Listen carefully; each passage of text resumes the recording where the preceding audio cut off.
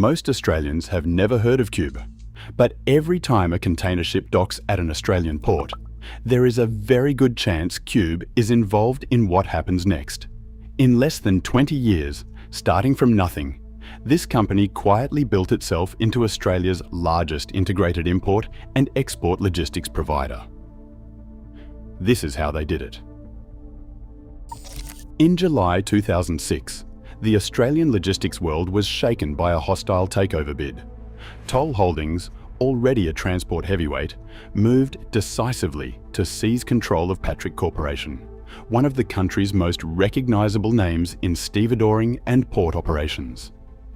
The battle played out across headlines and boardrooms, ending with Toll absorbing Patrick in a deal that would reshape the industry's power structure.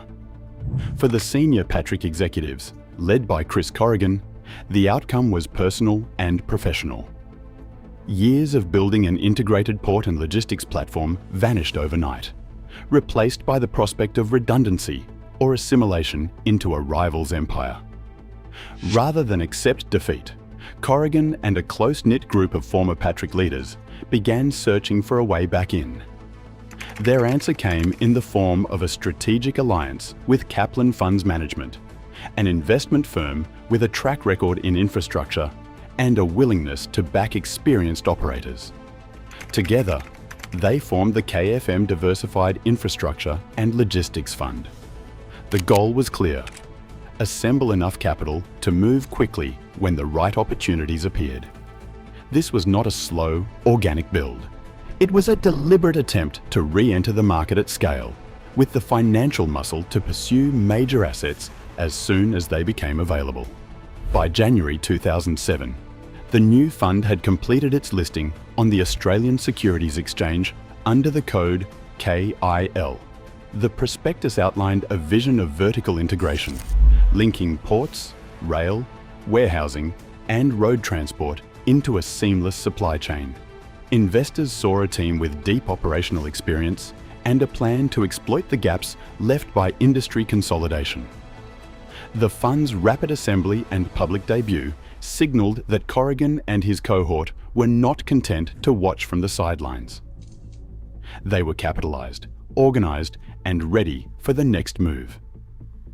The stage was set for a new player to challenge the old order, using the lessons and the scars of the Patrick takeover as fuel for a different kind of logistics empire. April 2007 brought the first real test of the new fund's ambitions.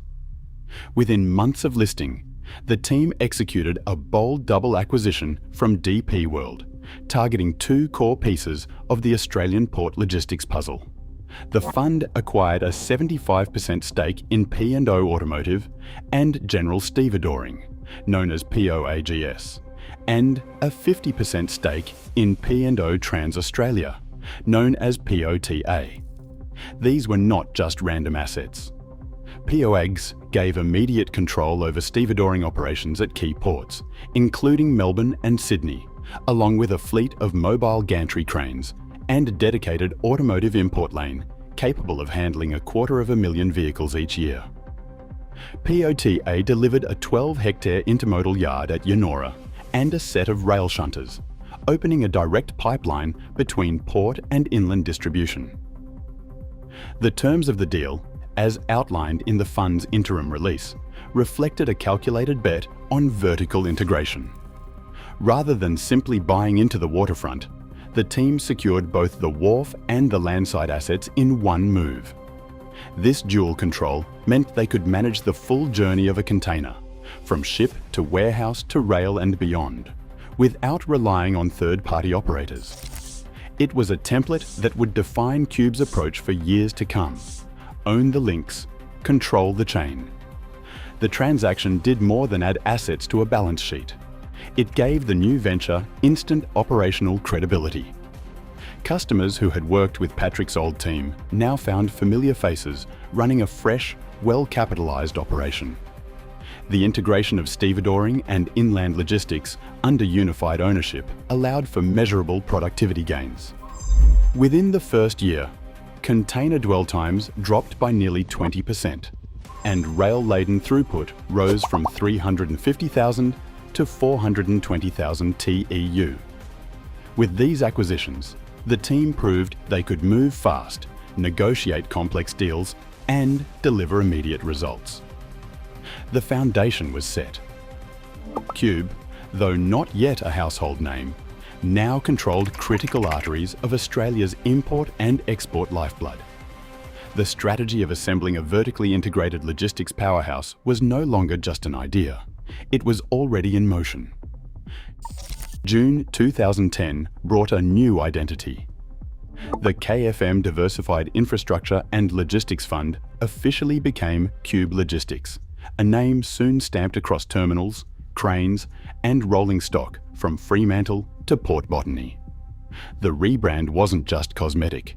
It signalled the start of a coordinated effort to unify operations and push deeper into the national logistics chain. Within a year, Qube moved to consolidate its control over key assets. In April 2011, the company exercised call and put options to lift its stake in P&O Trans Australia to 95%. This move, announced to the market as earnings accretive, freed up over $70 million in cash and allowed Qube to accelerate integration. The P&O Trans Australia business, already a backbone for rail and landside logistics, was now almost entirely under Qube's command. The operations teams rolled out a single terminal operating system across yards and rail links, while finance and human resources functions were merged to streamline costs and decision-making. August 2011 saw Qube relist on the Australian Securities Exchange as Qube Holdings Limited, trading under the ticker QUB. The relisting reflected a new capital structure and a sharpened focus on building scale across the logistics spectrum. With the corporate foundation set, Qube's next moves would target the next layer of vertical integration, rail. In 2012, Qube acquired Independent Rail of Australia, a freight operator with a 1,000-kilometre network linking Port Adelaide, Melbourne, and regional grain terminals. The integration was swift. Independent Rail of Australia's locomotives and wagons were repainted in Qube colours, and its legacy systems were replaced with Qube's finance suite. This gave Qube end-to-end control of a rail-to-port corridor, a first for the company. The pace of expansion quickened. December 2014 brought the purchase of CRT, a specialist in heavy lift cranes and intermodal transport. CRT's experienced rail crews and scheduling platform were folded into Qube's operations, allowing a single dispatch view for all cargo, container, and project alike. January 2015 marked Qube's entry into container leasing and pallet logistics with the acquisition of ISO Limited. ISO's lease portfolio was merged into Qube's asset management systems, opening new revenue streams and cross-selling opportunities for terminal customers.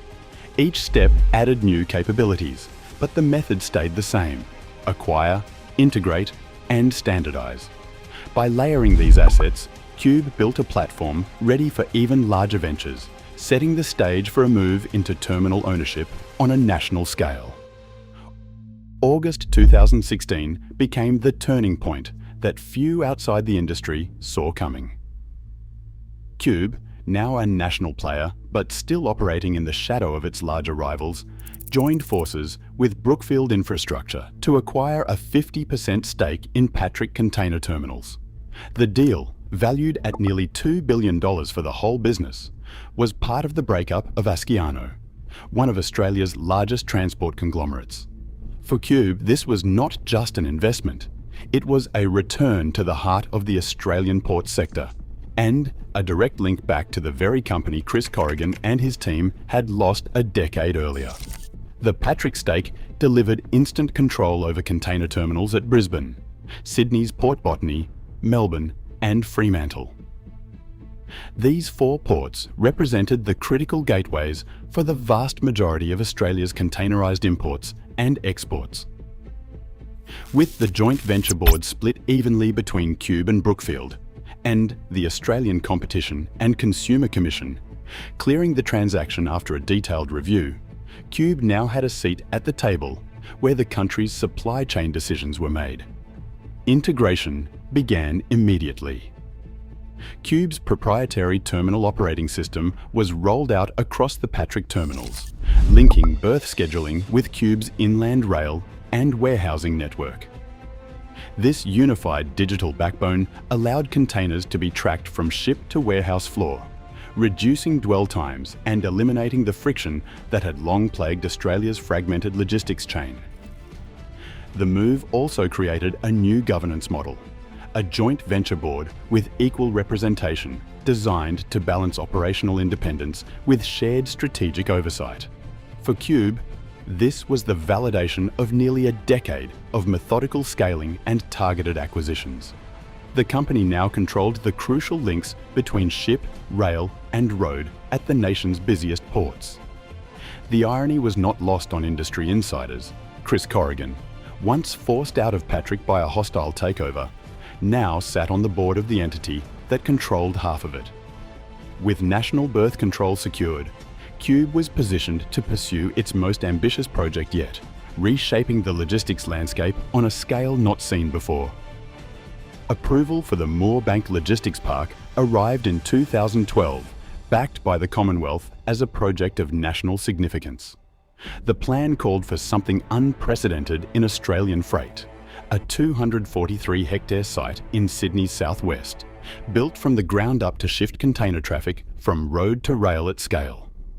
Qube, in partnership with Horizon, secured the proponent rights in June 2015, locking in a 99-year lease over the entire site.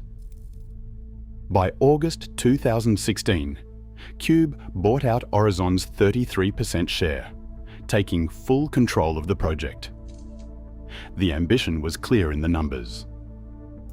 Up to 850,000 square metres of warehousing would rise alongside the intermodal terminals, enough storage to rival the largest logistics precincts in the Southern Hemisphere.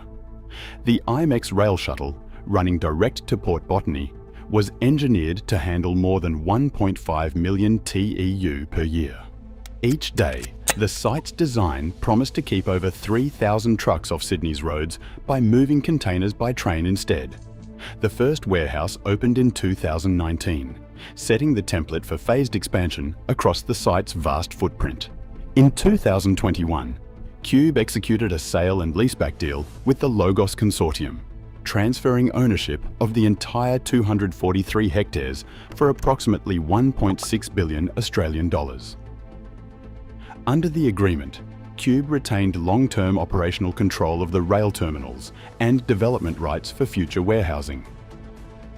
The cash injection deleveraged the balance sheet and funded further growth, while the lease ensured Qube's continued role at the heart of Australia's import-export supply chain. For the company's engineers and finance leads, Moorebank became a proof point, a logistics hub built for modal shift, financial flexibility and national scale.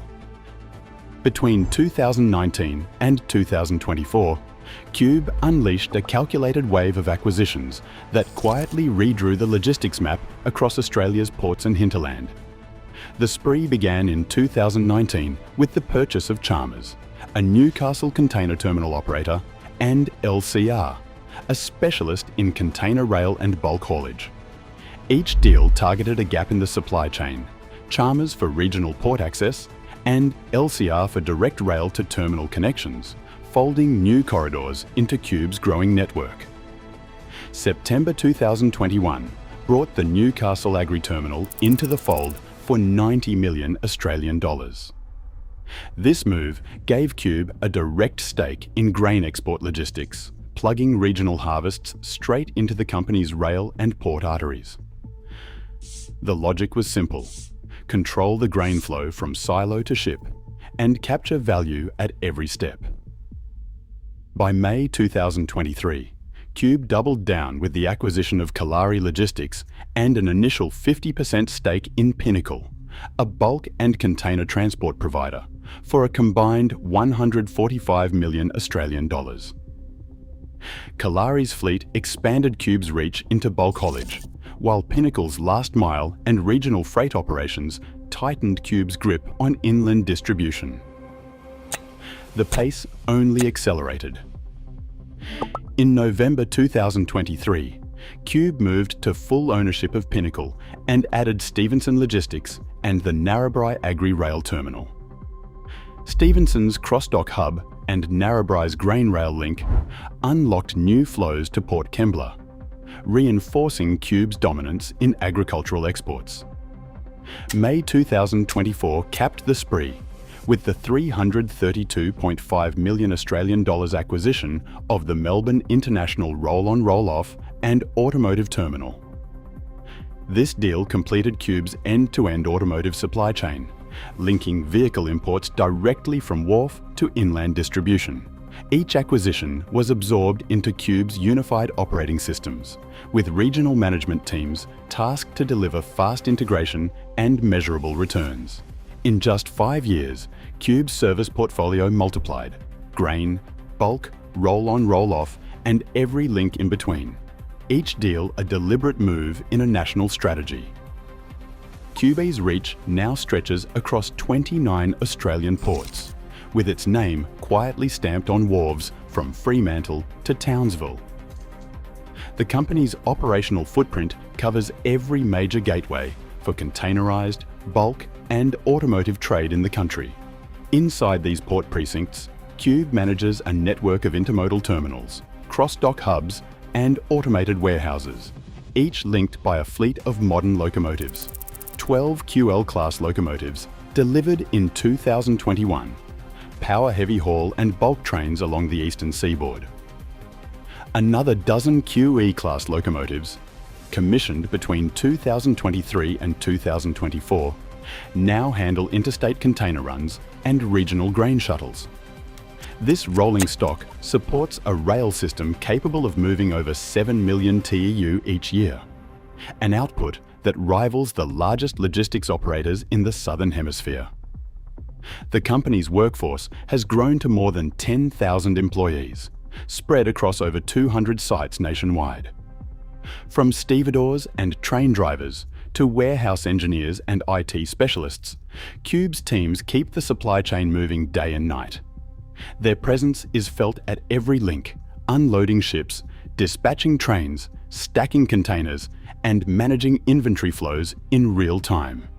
As of June 2024, Qube's market capitalisation sits at approximately 6.5 billion Australian dollars, a figure that places it among the country's top logistics and infrastructure firms. Yet, for most Australians, the company remains invisible. Its scale measured not in headlines, but in the sheer volume of goods flowing through its hands. Every acquisition, every terminal, and every locomotive is part of a strategy that has quietly embedded Qube into the fabric of Australia's trade.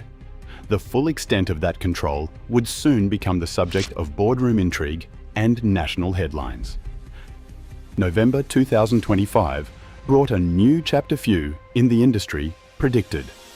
Macquarie Asset Management, a global heavyweight with deep roots in Australian infrastructure, announced a takeover proposal for Qube. The bid landed at 11.7 billion Australian dollars, a figure that instantly dwarfed Qube's previous market capitalisation and sent a ripple through the markets. In a statement to the ASX, Macquarie's team described Qube as a uniquely strategic asset, one that controlled essential arteries of Australia's trade, yet remained largely invisible to the public eye. The offer was more than a financial play. Macquarie's interest centred on Qube's unmatched integration across ports, rail, warehousing and road transport. Analysts pointed to the value of Qube's long-term leases, its digital operating backbone, and its control over key terminals at Brisbane, Sydney, Melbourne and Fremantle. The company's portfolio, built over nearly 2 decades of methodical acquisitions, had become a prize for any investor looking to anchor themselves in Australia's supply chain. Market reaction was swift. Qube's share price surged toward the bid value, and speculation mounted about the board's response.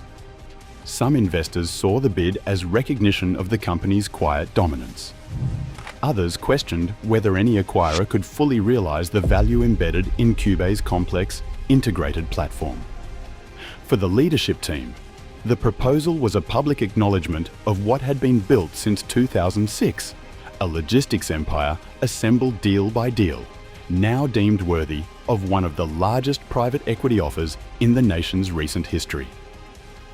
As negotiations unfolded behind closed doors, the future of Qube and the shape of Australia's logistics landscape hung in the balance. Today, Qube controls logistics at over 30 Australian ports, operates Moorebank's 243-hectare freight hub, and holds a 50% stake in Patrick, yet remains invisible to most Australians. Vertical integration and relentless acquisition have made it essential to the nation's supply chain. In a world defined by disruption, Qube's quiet dominance shapes how Australia moves. If you work in logistics or know Qube's story, share your thoughts below and subscribe for more.